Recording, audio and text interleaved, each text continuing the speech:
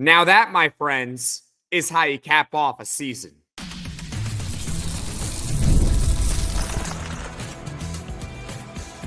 You are Locked On Syracuse, your daily podcast on the Syracuse Orange. Part of the Locked On Podcast Network, your team every day. What a treat. What a treat we got this game, and what a treat we got this season.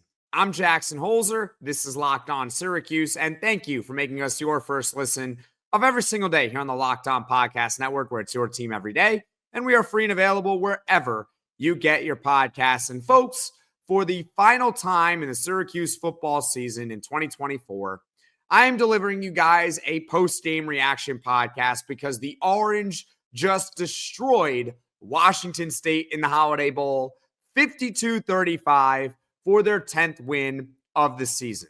Now, later on in the show, I will give you guys a year in review, and we got plenty of time to talk about the year as a whole in future podcasts and also what's next for 2025. But for this episode, I want to just mostly talk about the game itself. And then segment 3, we will go over the year in review in about 5 minutes. Sound good to everyone? Cool. What you need to know about this game, ladies and gentlemen, this game was a perfect microcosm of Syracuse football season. If you can take the whole year that this team has had and put it into one game, it was this one. And what a way to cap it off, right? That's how you want it. The team looking like it's been looking all season long. The offense, it was elite. The defense, there was some good, also some bad, right? Got to face the facts here. The special teams, not very good at all. But most importantly, and this is the key, most importantly, the game ended in a Syracuse win because, ladies and gentlemen, that was the 10th win of Syracuse's season, just the third time this century that they have accomplished that. Congratulations to this entire team. And that's what matters most, winning football games. Before we get to everything, this episode is brought to you by FanDuel, and the NFL playoffs are almost here, but it's not too late to get in on the regular season action with FanDuel because right now new customers can finish the season strong with $250 in bonus bets if your first $5 bet wins. Visit FanDuel.com to get started. Let's go over this elite offense.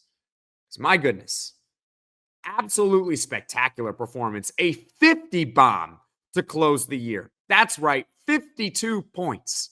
And I get it. Washington State had so many players out. But you know what? As a Syracuse football fan, as a Syracuse football alum, I am still going to take pride in winning a football game. I don't care who the opponent is. And they put up 52 points. That's a lot of points. Over 600 total yards in this game. But folks, we have to start off with a new record holder. That's right. There were a lot of milestones in this game, but none bigger than our signal caller, our quarterback, Kyle McCord. In the third quarter of this game against Washington State in the Holiday Bowl, he threw a 50-yard bomb down the left sideline to Darrell Gill. More on him in a moment. And on that throw, Kyle McCord set the ACC single-season passing yards record, surpassing Deshaun Watson in 2016. Unbelievable. The Orange have a record holder for a single season in the entire conference. And it's about as most recent as you can get. It was from this season. That's incredible. We are always going to look back on it. Congratulations to Kyle McCord, who, in my opinion, I think he cements himself even in just 1 year, and let's hope he gets that second year, but even in just 1 year, Kyle McCord is a Mount Rushmore Syracuse football quarterback. I don't really think it's really debatable. He has the record now in the ACC. I get it, there's different eras, but he's got that record. Congratulations to Kyle McCord. What made him effective in this game is the same things that have made him effective all year. He was really efficient, short and intermediate. He was accurate also on his deep throws. He's been accurate all season. But what got him in rhythm, because he started the game 0 for 3, was his back shoulder throws. The first touchdown of this game was a back shoulder to Trebor Pena from 19 yards. Syracuse then went for 2 on it. They didn't get it, so they were still trailing 7-6. But the touchdown was a back shoulder throw to Trebor Pena. And also, by the way, 2 plays before the touchdown, Kyle McCord hit Darrell Gill for a near 30-yard back shoulder throw. And he had a sequence either in the first or second quarter where he had 3 consecutive back shoulder throws. It was incredible to watch. He was highly, highly accurate. By the way, on Darrell Gill, I told you we'd get to him in a moment. I think he could be a monster next year. Leave a comment in the comment section below. I think Darrell Gill can be the wide receiver 1 of this team next year. He had a 49-yard catch on a 3rd and 21. For the game, Darrell Gill had 4 catches for 145 yards. The 145 yards led the team. With a guy like Darrell Gill, honestly, it's going to come down to opportunities for him. And hopefully he gets them. I think he is someone who is a prime breakout candidate for Syracuse football next year. Jackson Meeks, who surpassed 1,000 yards, and we'll get to him at the end of the podcast. Congratulations to him. He's not coming back next year. He's got no more eligibility, and this is not a Kyle McCord situation where he's appealing for a waiver or anything like that. He's gone. So they need a new wide receiver 1, and I think it could be Darrell Gill. This offense, by the way, also executed a perfect 2-minute drill at the end of the first half, which falls on really 2 players, right? Or 1 player, the quarterback, Kyle McCord, and also the coach for having everyone else in line as well. Fran Brown, in the first week of the season against Ohio at the end of the first half, proved that he can manage a clock. It led to a touchdown drive. And he did it several times throughout the season. We saw against UNLV, execute a clock properly. Against Virginia Tech, execute a clock properly, And he did it again at the end of the first half. I hope that Matt Eberflus, the former coach of the Bears, was watching, because he has no clock management skills, and there's a reason why he was fired from the Bears. I hope he was watching Fran Brown and his clock management this game and this season. This offense in general was just incredible. And as far as Kyle McCord, we've talked about it so much here on this podcast. I hope that he gets that extra year. But even if he does get that extra year, it's not even guaranteed that he will be back, because this is someone that, let's face it, he's going to be drafted in the NFL draft. He will. It's just a matter of where and what would the NIL opportunities be. We've talked about it on the podcast, but my goodness, even if it was just 1 year of Kyle McCord in this entire offense, it was an incredible year. So shout out to them. Also in this game, the run game was highly effective. Syracuse, particularly in the first half, made a concerted effort to get LeQuint Allen the football. They always get LeQuint Allen the ball, but a lot of times it's in the receiving game. But they really ran the football down Washington State's throat. And, well, because Washington State, their entire defensive line was just completely decimated from the portal. I think they also had an injury or 2 there as well. Syracuse football in this game, there were multiple times where they would start a drive with 3 consecutive run plays. For the amount of times that this team throws the football, that is highly, highly unusual to start a drive with 3 consecutive run plays. And guys, the run game worked. LeQuint Allen in this game had 17 carries for 120 yards and 2 touchdowns. He averaged over 7 yards a carry. This offense overall was spectacular. It was spectacular. And it was a treat to watch them this game and the entire season. I'm Jackson Holzer. This is Locked On Syracuse, and this is a post-game reaction podcast to the Orange's 52-35 Holiday Bowl victory over Washington State. Feel free to let me know in the comments section below your thoughts on the win and in this season, because coming up, it was a typical Syracuse game. So we also got to talk about the defense and the special teams. That's what's coming up next on Locked On Syracuse. Did Rocket Money help you find any subscriptions you forgot about or that you were paying for twice? That's definitely happened to me. I had a few subscriptions that I didn't even realize I was paying for, and Rocket Money made it so easy to track them all down. It's like having a personal assistant for your finances. Rocket Money is a personal finance app that helps find and cancel your unwanted subscriptions, monitors your spending, and helps lower your bills so you can grow your savings. It brings everything together in one place, whether it's subscriptions, your spending habits, or even the goals you want to hit this year. Rocket Money has over 5 million users and has saved a total of $500 million in canceled subscriptions, saving members up to $740 a year when using all the app's premium features. For me, one of the best features is the subscription tracker. I've used it to cancel services I wasn't using anymore, and I've already saved a ton. Plus, with their goals feature, I've been able to automatically set aside money for my future. No more stressing about budgeting every month. Cancel your unwanted subscriptions and reach your financial goals faster with Rocket Money. Go to rocketmoney.com/lockedon. That's rocketmoney.com/lockedon, rocketmoney.com/lockedon. In typical 2024 Syracuse football fashion, they were not perfect from start to finish. The offense, for the most part, was perfect. They didn't score on every drive, but aside from the first drive of the game, they came pretty close to scoring on every single drive. The defense was up and down. So we can get to the defense, and then we'll talk briefly about the special teams. Let's talk about the good of the defense first. This is going to be mostly a positive podcast here, ladies and gentlemen. They had a 4th and 2 stop at the end of the first half where they finally stuffed the run. They finally, in a short yardage situation, they hadn't done it in a while. The big example this season that comes to the top of my head was at the end of the Georgia Tech game. They did that. It was Fadil Diggs who made that stop. They might have had 1 or 2 sprinkled in there that I'm forgetting about. But for the most part, when it was a short down and distance on 3rd and 4th down, Syracuse football would not get off the field. But in this instance, at the end of the first half, they did. It was a quarterback. It wasn't a quarterback sneak. It was a quarterback power up the middle. Shout out to Eckhouse. He played terrific for Washington State. But Anwar Sparrow made a great play, pushing the lineman into the quarterback, and it stuffed him.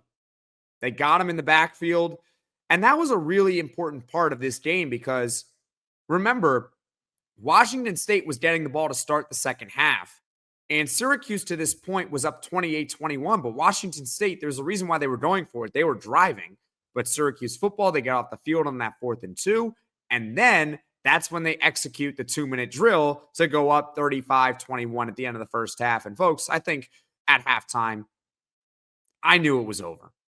I knew they were not losing this game. I don't know. You can let me know in the comment section below when you thought it was over, but I thought it was over at halftime. That's just me. I knew you got to still play. I just had a feeling.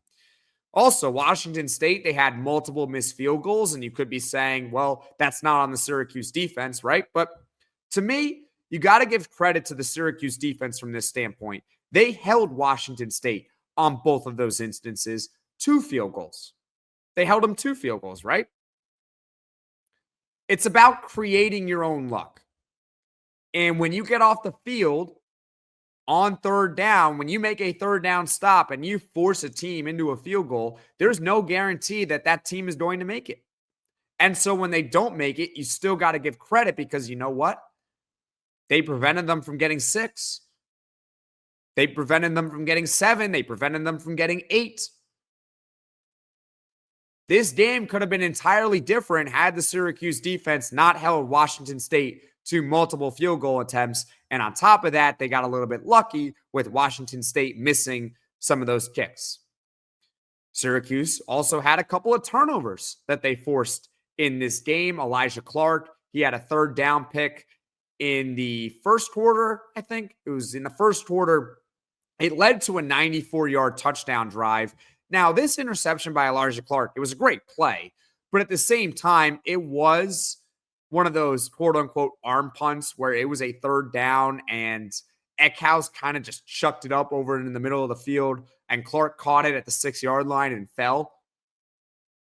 It's still a great play. It's still a pick, but it was basically an arm punt. It wasn't like some bad decision that Eckhouse made, but you got to credit the Syracuse defense from the standpoint where they forced him into an arm punt rather than just making an easy play, right? And Jalil Martin, he had a 4th quarter pick, and that led to a field goal for Syracuse. So that was a big one by Jalil Martin. So shout out to him getting some extended playing time. Where the defense was kind of suspect in this game, They gave up a lot of yards. I mean, they gave up a lot of points too. They gave up 35, but yards, 472. Now, you got to take it with a grain of salt. There was some garbage time in there, but at times they made Eckhouse look like he was Joe Montana. He was 31 of 43 for 363 and 3 touchdowns. He did have those 2 interceptions. They didn't do they actually did a pretty good job stopping the run, only 3.5 yards per carry allowed. The defense was up and down. It was up and down. There was a play in the first quarter where it was a 3rd and 3. They're at their own 34-yard line, Washington State. It was just a slant route to Kyle Williams. It was going to be a first down. It's going to be a first down. It was a good route. He's a good player, Kyle Williams, and I hope he's okay. He got a little dinged up at one point. And he took it 66 yards to the house, and it tied the game at 14. I don't know about you guys, but that is a typical Syracuse football defensive play at times this season where the tackling wasn't very great, but I'm not going to complain too much about this one. But I just wanted to point out how this was very much a 2024 Syracuse football game all in one. How about that? The special teams, not great at all. Not great. Sorry for the little laughter there. They had a block punt for a touchdown. It gave Washington State the lead 21-14 at the end of the first quarter. I was kind of upset about that. There was a kickoff out of bounds. There was a missed field goal with a bad snap involved in there. There was a penalty on a punt. Special teams all year has not been very good. So not surprised that it didn't get corrected in the bowl game, but it didn't cost them. So that's what's important. So overall, when you look at this game and everything that I have told you so far about it, I hope that you guys come to the same conclusion that I did. This was the 2024 Syracuse football season wrapped up into one game. An elite offense, 52 points, over 600 yards. Kyle McCord throwing for 400 like it was 200. Throwing for 5 touchdowns like it's 2 touchdowns. LeQuint Allen getting 2 touchdowns like, I don't know, for only the bajillion time this season. 100 yards like it's nothing. How many more analogies do you want me to make? An elite offense, a defense where they can make some plays, but also certainly give up some plays, and a special teams that overall this year, it just wasn't very good, and it wasn't very good in this game. What are your thoughts on it? Leave a comment in the comment section below. Your thoughts on Syracuse's victory, 52-35 in the Holiday Bowl over Washington State. You are now watching this on December 28th. The game was on December 27th, so on that one. All right. So we've talked a lot about this one. We've talked about some of the critical plays in it, the good and some of the bad. Now coming up, a year in review. The NFL playoffs are almost here, but it's not too late to get in on the regular season action with FanDuel, America's #1 sportsbook, because right now new customers can finish the season strong with $250 in bonus bets if your first $5 bet wins. FanDuel has so many ways for you to pick up a W. I love betting on which players will score a touchdown and how many points each team will score. It's thrilling. And folks, if you were betting on this game, Syracuse football, I don't know exactly where they closed at, but at one point they were a 16.5-point favorite on FanDuel. And folks, they won by 17. So if you had Syracuse minus 16.5, you certainly got that cover. Congratulations to you all. To get in more on the action, maybe Syracuse basketball tomorrow against Bucknell, just visit FanDuel.com to join today. That's FanDuel.com for your chance of $250 in bonus bets. Make every moment more with FanDuel, an official sportsbook partner of the NFL. What a year. What a year we got. I'm Jackson Holzer. This is Locked On Syracuse. My goodness. I said this on Twitter at @LO_Syracuse. This is a team I'm really going to miss watching and doing podcasts about. Now, the podcast is not going away. That's not what I'm saying. But specifically the 2024 Syracuse football team. I'm going to miss it. I am. It's the first 10-win season since 2018. Fran Brown became the first rookie Syracuse head coach to win 10 games. Since 1991, that was Paul Pasqualoni. We talked about it on an episode a day after the Miami game that Fran Brown had the greatest rookie season for a Syracuse football head coach ever. Yep, it still holds true.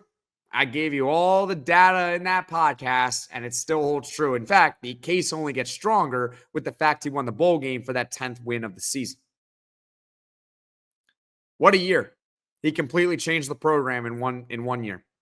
Kyle McCord, that was his big fish last offseason, getting that quarterback from Ohio State. He was right, and a lot of people were wrong. Most of you guys who are watching or listening to this were not wrong. I myself was not wrong. I said he would finish second team all ACC, and that's exactly where he finished. That's exactly where he finished. Now, I get stuff wrong, okay? But, I sometimes have to pat myself on the back when I get something right. All right? But Kyle McCord's single season ACC passing yards record. Unbelievable. We're always going to remember this year. LeQuint Allen over 1,000 yards rushing in back-to-back seasons. Jackson Meeks with a monstrous career year, 1,000 yards. Jackson Meeks came from nowhere. I know he came from Georgia. He barely played at Georgia, and he was a veteran receiver coming from Georgia. I did not have high expectations for Jackson Meeks. In fact, going into the season, the depth chart told you exactly that. He was not the wide receiver 1 or the wide receiver 2. And he wasn't the wide receiver 3 because that was Trebor Pena. More on him in a second. He was the 4th wide receiver on the depth chart heading into the year. It was Zede Haynes. It was Umari Hatcher. Trebor Pena was your starting slot. And then that's when you got to Jackson Meeks. But circumstances arose where Jackson Meeks got an opportunity to be the wide receiver 1. And my goodness, was he terrific this season. Second team all ACC and over 1,000 yards receiving. Unbelievable. Trebor Pena, another guy who just came from nowhere. He didn't even come from Georgia. He came from Syracuse. He's been with Syracuse forever. Since 2020, I want to say. He was on that team that went 1-10. So what a refresher this season has been for Trebor Pena. One of the best slot receivers in the entire country. And my goodness, folks, we are lucky that he is coming back next year. What a year he had. Oronde Gadsden, one of the more steady tight ends. Steady throughout the entire year. He's going to be in the NFL next season, playing on Sundays. Good luck to him. Offensive line, for the most part, was pretty solid this season. You got some defensive players we got to shout out. I mean, Fadil Diggs, he had high expectations transferring from Texas A&M, and he had 7.5 sacks. I would say he delivered. He didn't play today, Fadil Diggs. He didn't play. He had some sort of injury, but still, finishing the year with 7.5 sacks, is a strong year. Clarence Lewis, another guy who came from a big program, came from Notre Dame, transfer. He was once a starter at Notre Dame, but that was a long time ago. But he had been replaced. Teammates had always raved about his work ethic at Notre Dame. And Clarence Lewis, when they got him, I said, folks, I think he's going to be a depth piece for this team. Well, he ended up being the number 1 corner, and he was pretty good. 3rd team all ACC. That means you are a top 6 cornerback in the entire conference. He had a really good year. So what a year this was for Syracuse football. And now on a personal note, to everyone that is watching and listening to this post-game reaction, thank you. This is the 13th and final Syracuse football post-game reaction podcast of the 2024 season. There were mostly highs this year. Mostly highs. 10 wins. And there were some lows. They had 3 losses. And yeah, at times I got upset. But at the end of the day, it was amazing to interact with you guys, win, lose, or draw throughout this college football season. And don't worry, folks. The podcast is not going away, nor am I going to stop uploading every single day. It's not going away at all. But what is going away is the 2024 Syracuse football season. And we must close the book on that. It is on to 2025, and we will see Syracuse football back in action August 30th against Tennessee in Atlanta, Georgia. And I can't wait. Oh, I can't wait. I'm sure there's going to be a Tennessee fan that finds this and clips it. And I just can't wait to watch what an encore we got. What's the encore going to be? Leave a comment in the comment section below. As far as what is coming up on the podcast in the future, Syracuse basketball is playing tomorrow against Bucknell at 2 p.m. Eastern, and there will be a full post-game reaction podcast. Thank you for making Locked On Syracuse your first listen today. And for your second listen, check out the Locked On ACC podcast. Alex Dono and Kenton Gibbs. They keep it real and bring you the truth about where your favorite ACC team stands within the conference.